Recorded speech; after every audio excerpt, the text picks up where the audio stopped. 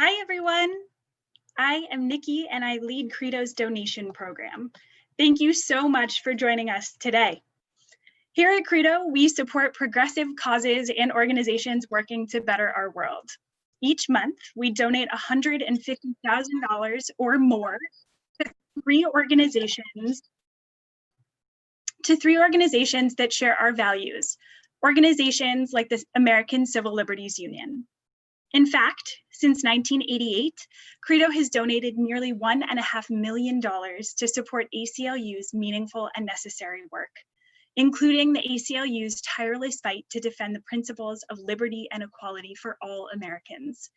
Now, in August 2020, in the midst of a global pandemic and a national election in less than 3 months, the ACLU continues its work protecting all Americans' right to vote. Helping to do that important work is Cecillia Wang, who is with us today. Cecillia is a Deputy Legal Director at the National ACLU and directs the Center for Democracy, which encompasses ACLU's work on immigrants' rights, voting rights, national security, human rights, and speech, privacy, and technology. She is a past director of the ACLU Immigrants' Rights Project and a nationally recognized expert on issues at the intersection of immigration and criminal law, including state anti-immigrant laws, racial profiling, and other unlawful police practices relating to immigration enforcement. We are incredibly excited and grateful to have her with us today. Without further ado, Cecillia, welcome, and I'll hand it over to you. Thank you so much, Nikki, and good morning, good afternoon, or good evening, all of you CREDO folks.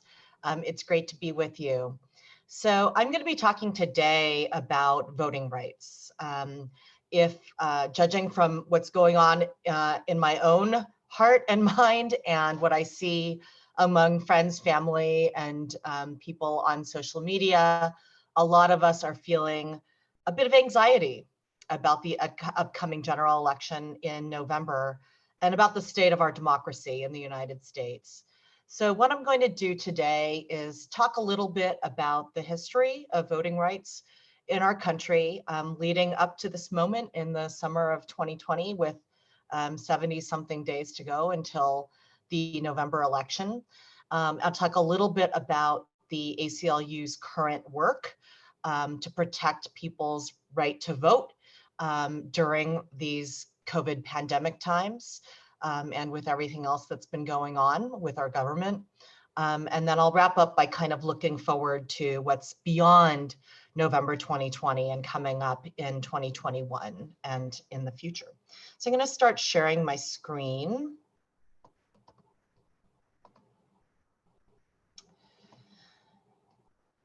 So I thought what I would do is start with some rather ancient history, or as ancient as it gets in the United States.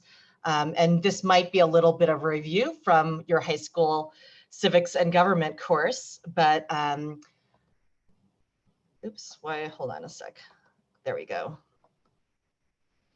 So here's a little history quiz. We've got all of you muted and without chat, but you can just answer for yourself.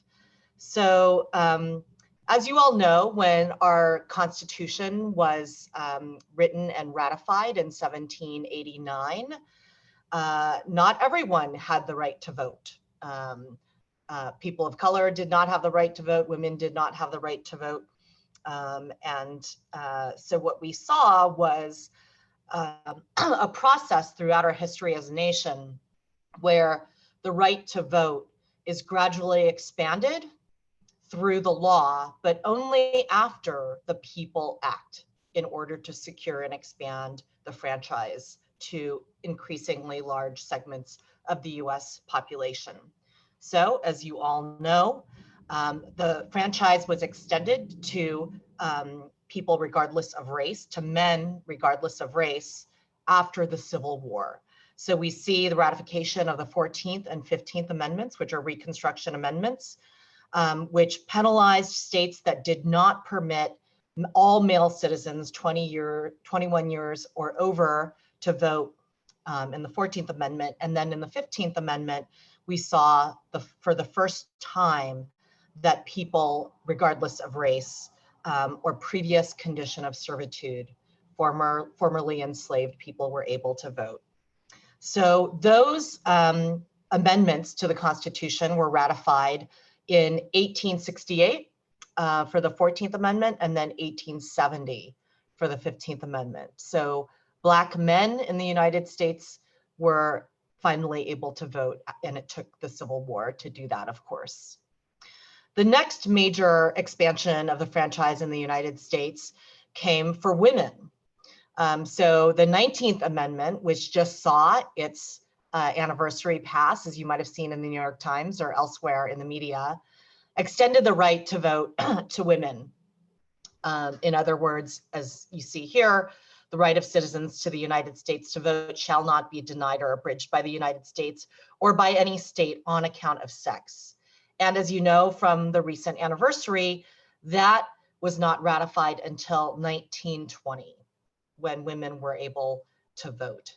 And that, of course, took the work of a diverse movement led by women, not just white women, Black women, Indigenous women, even Asian American women, queer women, working together in order to secure the franchise. It took a movement of thousands and hundreds of thousands of women taking to the streets in order to secure the right to vote regardless of sex. The next expansion of the right to vote in the US Constitution came with the 26th Amendment, which extended the franchise to people who were between the ages of 18 and 21. So what led to that? It was the Vietnam War. Because so many US service members who were between 18 and 21 were over in Southeast Asia, fighting, being killed, and risking their lives in order to serve the United States. The idea that they were not able to vote, though they were able to risk their lives and give their lives in military service, led to the passage of the 26th Amendment in 1971. And then what happened, though? Part of the story that I want to convey, and the reason I'm starting with this history, is that the right to vote, as you see from this brief history of a few key moments with constitutional amendments, is hard won. After the ratification of the Civil War amendments and Reconstruction, of course, we saw the backlash primarily in the South in the United States with Jim Crow laws, which made it, as a practical matter, impossible for Black Americans to vote, despite having that right in terms of the letter of the law. So what overturned Jim Crow and things like poll taxes or literacy tests or intimidation by police or community members of Black people trying to exercise the franchise? It was the Voting Rights Act of 1965, famously signed by Lyndon Johnson after a pretty fast trip through Congress. But what led to that, to the Voting Rights Act of 1965? It was Selma. It was literally this one march led by Black activists, including John Lewis, rest in power. John Lewis recently passed away, who's seen here, of course, in his iconic standout tan trench coat that day and his backpack, almost beaten to death on Bloody Sunday on March 7th, 1965. And that legislation, the Voting Rights Act, as well as many other key pieces of civil rights legislation, including the Immigration Act of 1965, which eliminated racial quotas for the first time formally in US immigration laws, all directly as a result of the march to Selma and the efforts of John Lewis and other Black Americans who fought for the right to vote to be real and not just on paper. The next date that I want to cover in this brief run through history of voting in the US is in 2013. So one of the key features of the Voting Rights Act of 1965 was that it required certain jurisdictions in the United States that had a history of Jim Crow laws that blocked the franchise as a matter of practice for Black Americans and other people of color, including Mexican Americans in the Southwest, were required under Section 5 of the VRA to follow certain special requirements. Before those states or those jurisdictions, in some cases their counties, were able to change any of their voting procedures, they would have to get pre-clearance, either from the Department of Justice, the US Department of Justice, or from a federal court. And the purpose of that was that understanding the history of systematic structural discrimination against African Americans, Latinos, and other people of color, those jurisdictions were presumed to need to have pre-clearance because of that 100-year history of discrimination, more obviously going back to slavery. But what we saw was a serious retrenchment of the right to vote in 2013 when the Supreme Court decided a case called Shelby County versus Holder. And in that case, the Supreme Court, a majority of the court, held that Section 5 of the Voting Rights Act was no longer needed. And so suddenly all of these jurisdictions, including almost all of the South, Arizona, and a few counties in the North and the Midwest that had a virulent history of Jim Crow laws meant to block people of color from the polls, suddenly were freed from the requirement of pre-clearance. Now, the Constitution, of course, the 14th and 15th Amendments still applied to those jurisdictions, but we no longer had the presumption that these states might be up to no good if they were changing their voting procedures and they had to go and get pre-clearance, no longer after 2013. And so what happened? During that period post Shelby County, states like North Carolina and Kansas, led by Chris Kobach, the famous anti-immigrant xenophobe, as well as a key architect of voter suppression measures around the United States, jumped into the breach that was created by the Supreme Court with Shelby County versus Holder and started to enact all kinds of state laws that were intentionally meant to block people of color, particularly African Americans, who of course had been instrumental in electing Barack Obama as president of the United States, from exercising their right to vote. And the ACLU, for example, had to sue North Carolina's election commission because they started, it turned out, as we found out during the litigation of that case, election officials in North Carolina were emailing each other, explicitly looking for ways to block Black people from voting. And this began actually even in the 2012 election before Shelby County. Election officials were caught with smoking gun emails and memos where they said, oh, they did their analysis of their voting data and said things like, oh, African Americans tend to vote early in person during these certain dates before an election. Let's close early voting during those particular days.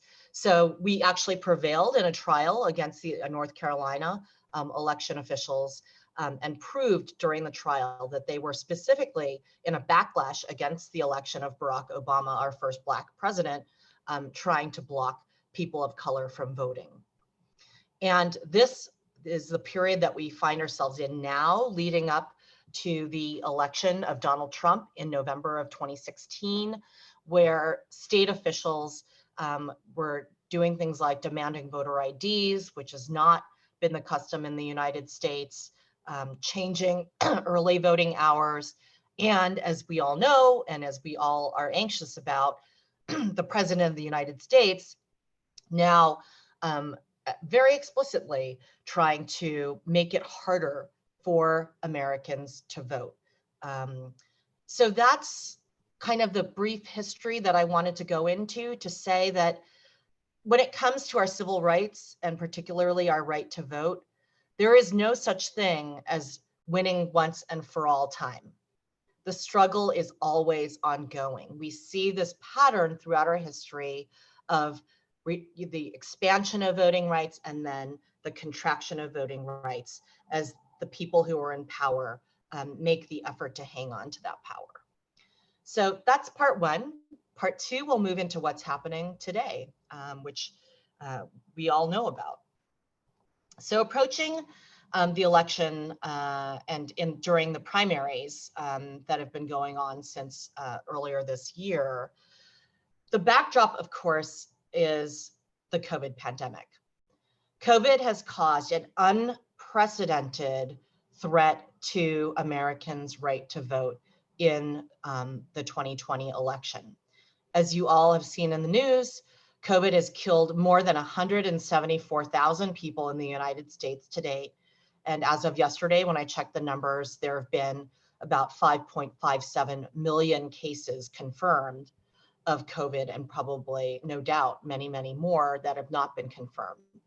And we've seen the impact of the COVID pandemic on the elections so far through what's happened in primaries around the United States. So polling places have become unavailable because of fears of COVID transmission. So as you all may know from exercising your right to vote, where you live in California or elsewhere, a lot of polling places are in places like senior centers or libraries, or I think I voted last time in a beauty salon in my neighborhood. And a lot of those folks who volunteer to have their businesses or their group housing situations opened as polling places are no longer offering up those places because of fears of COVID. We also saw dramatic poll worker shortages. 56% of poll workers are over the age of 60. Retirees are the ones who tend to be the people who hand out the ballots, who take your ballot, and who are there to help us when we go and vote. And because obviously poll workers are in a high risk category for COVID infection, a lot of them stayed home. 16 states postponed primary elections as a result of COVID. And in fact, some poll workers tested positive for COVID after the primary elections in their states.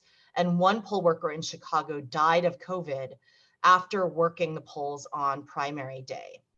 And here on your screen, you see a picture.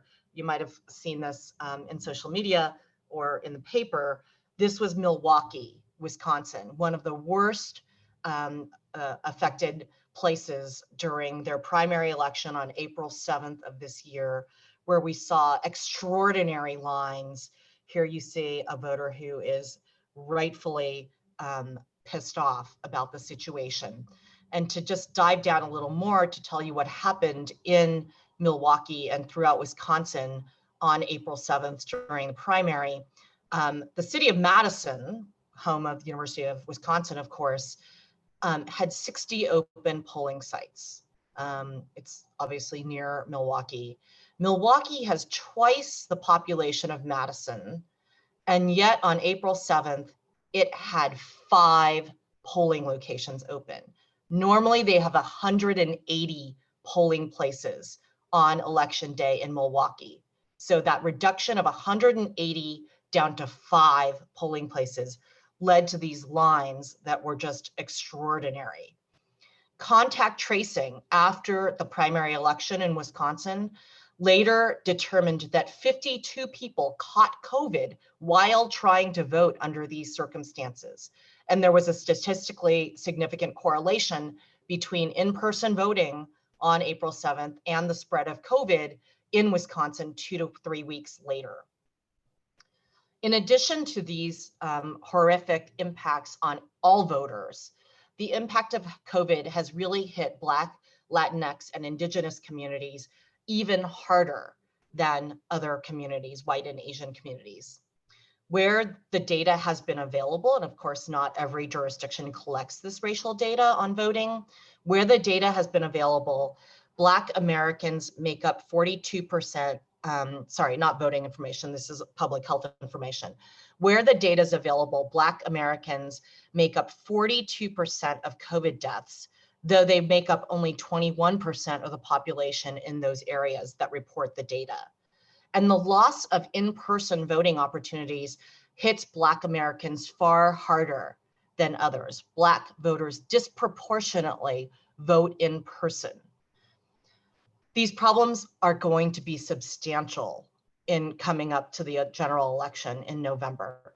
80 million Americans voted in person in November of 2016. So you can imagine the really the impossibility of carrying out the general election in November under COVID circumstances as we normally do. So what can we do to fix this situation? And actually, what are the obstacles to it? So what we see here on your screens is a map of the United States representing the ways in which people are able to vote and whether people can cast an absentee ballot. There are, prior to COVID, prior to a bunch of work I'm going to tell you about at the ACLU, there were 5 states that already had all vote by mail. You can only vote by mail in those states. And you see them here in the light blue: Hawaii, Washington, Oregon, Colorado, and Utah. And in those states, we've historically seen that voter turnout is about 10% higher than in other states. Now, including those 5 states, 33 states plus DC have no excuse vote by mail before they had that before COVID. And so, as in California, all you have to do is ask for a mail-in ballot and you get the mail-in ballot and you can vote. Since COVID, and thanks to ACLU litigation by my colleagues, there are now 34 states that permit no excuse vote by mail. Virginia, after we brought litigation to challenge the lack of no excuse voting by mail, has now, by state legislation, changed their law. So Virginians can now vote by mail without an excuse. That leaves 17 states that before COVID, and actually currently, normally require some kind of excuse in order to vote by mail. Those 17 states have 116 million people, and they have 154 seats in the House of Representatives and represent 188 votes in the Electoral College.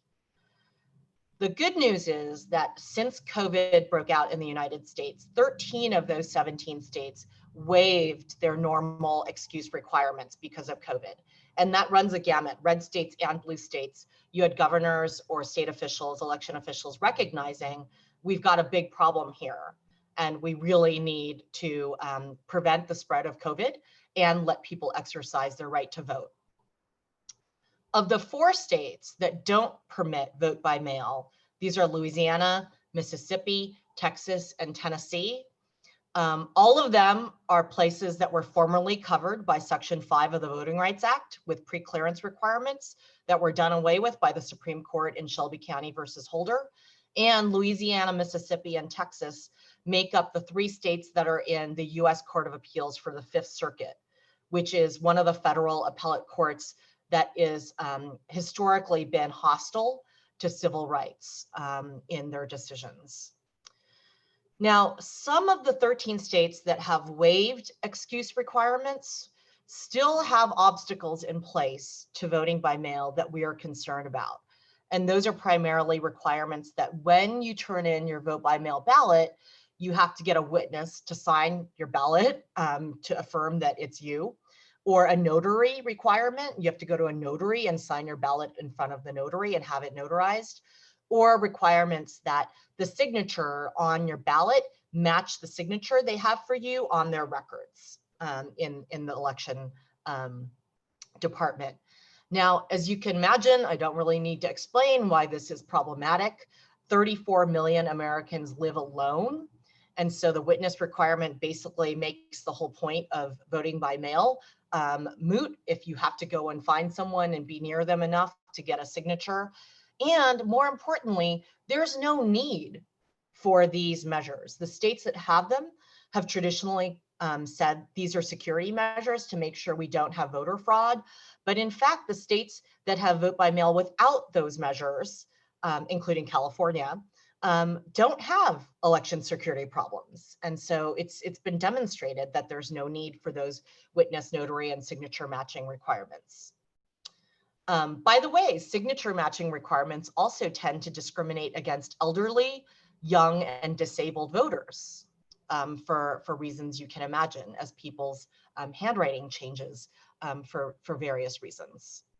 Now, what have we done about this in order to get more and more people the right to vote by mail freely, easily, and have good access to voting, notwithstanding the COVID pandemic? The ACLU has brought 22 cases since COVID hit in March in order to secure the free and accessible right to vote by mail, or to eliminate signature matching, witness, and notary requirements that are also barriers to voting by mail. And I'll just run through them very quickly. In Alabama, we won litigation that established that any voter can vote by mail simply by selecting the existing excuse of physical illness or infirmity as an excuse. So you don't need to prove that you're medically vulnerable or that you have COVID. You just check that box. And so that has been our big win in terms of gaining access. Right now we have litigation in Connecticut to get no excuse vote by mail. In Georgia, we have litigation pending to get secure prepaid postage on absentee ballots. Data shows that people who have a prepaid envelope, are more likely to vote. But in addition, a lot of people who are very low income are also less likely to vote if they have to actually get postage themselves. In Kentucky, we're challenging a photo ID requirement. And so in Kentucky, normally you have to show photo ID in order to vote. But what they did in light of COVID, the state said, you can mail in a photocopy of your driver's license or state issued ID with your mail-in ballot. Well, I don't have a photocopy machine at home. Again, it's another requirement that makes you have to potentially expose yourself to infection in order to submit that mail-in ballot. In Michigan, we tried to we brought a lawsuit to try to get an extension of the deadline for absentee ballots beyond election day.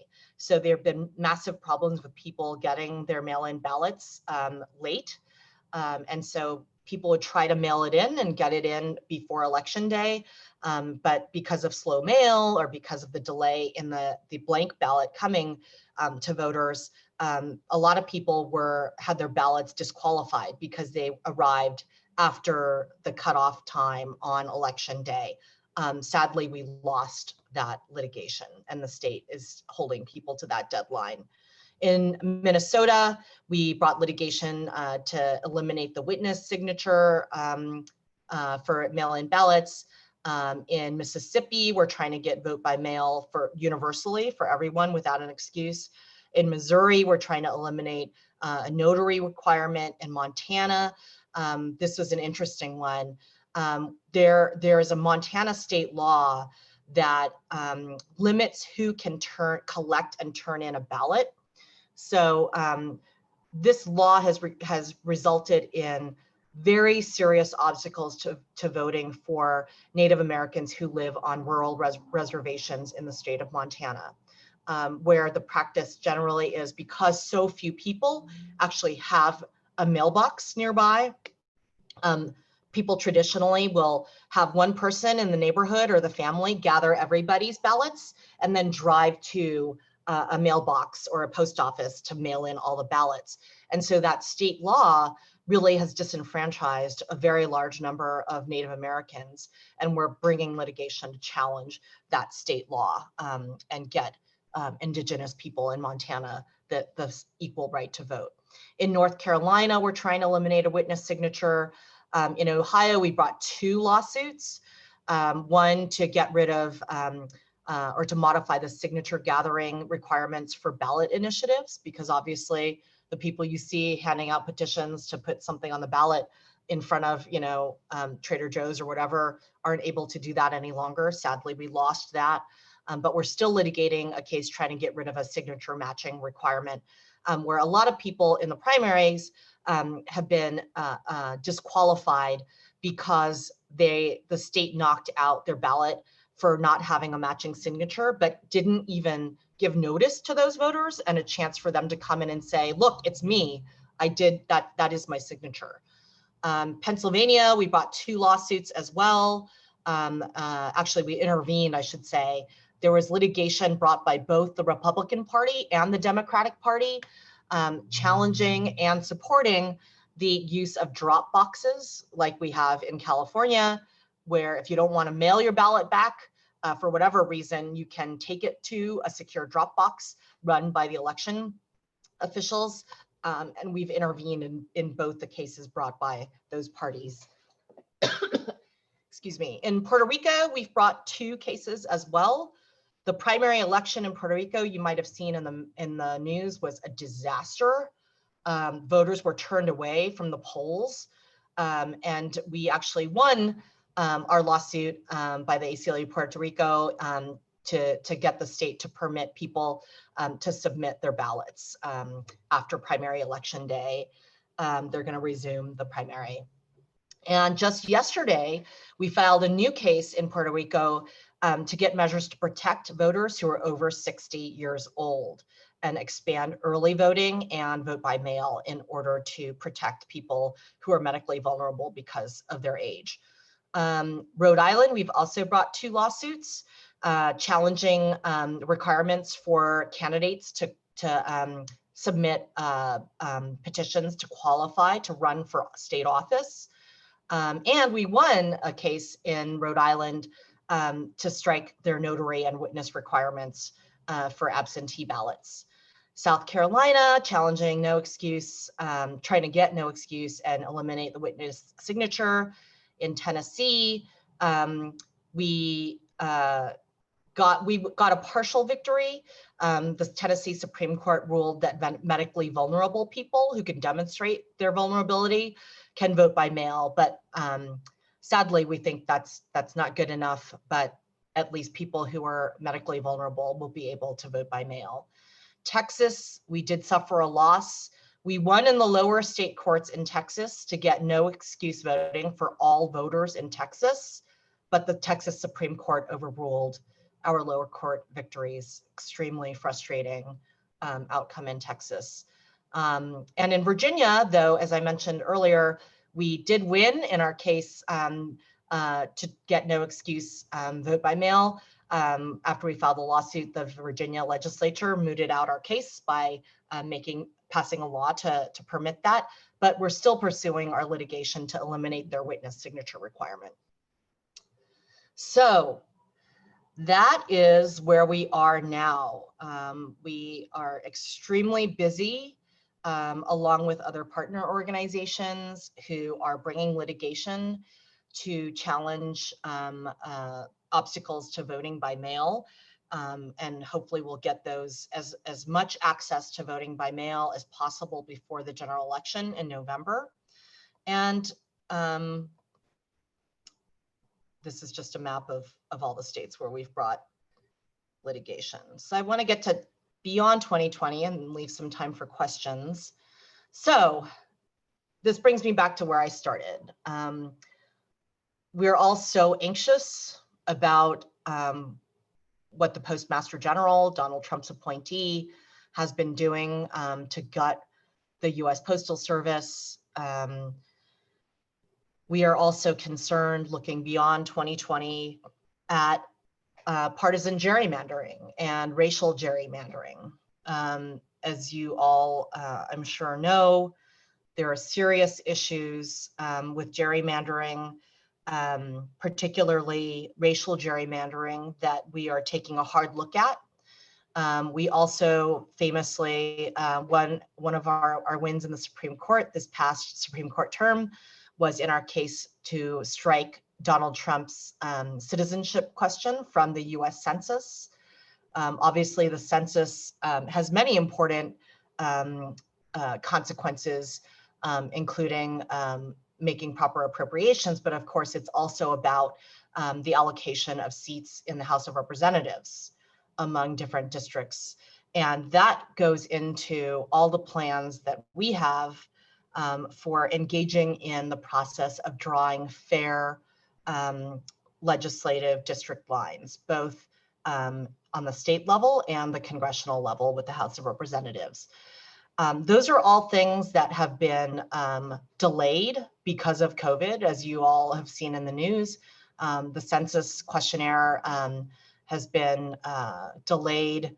The Trump administration has actually moved to cut off the period for door-to-door canvassers who go and get people to fill out the census questionnaire. So there's a lot of concern about the accuracy of the census as we go into the next redistricting period, which normally begins in 2021. And those are all things that are on our radar, notwithstanding this huge influx of work in order to secure the right to vote in light of the COVID pandemic and the Trump administration's efforts to block people from voting by mail. And with that, I will stop my presentation and kick it back to Nikki. Thank you so much, Cecilia. We so appreciate your insights and the behind the scenes look at what you and the ACLU are doing right now to protect the vote. Thank you also to everyone that joined us today. If you want a chance to support the ACLU further, they are actually one of our grant recipients in September, which means that starting on September 1st, you can visit our donations website at credodonations.com and cast your vote. The more votes they receive, the larger the donation they'll receive, and you can vote whether you're a CREDO customer or not. If you don't want to wait until September 1st to get involved, you can visit credomobile.com/voting rights today to learn more about our CREDO Votes 2020 campaign, enter a raffle to win prizes, learn how to get involved in the upcoming election, and also help distribute $250,000 among 3 other amazing voting rights focused nonprofits: Black Voters Matter, Democracy for America, and Votes.org. Thank you again so much for joining. Have a great day, and remember to register and request a mail-in ballot if you haven't yet. Thank you all so much.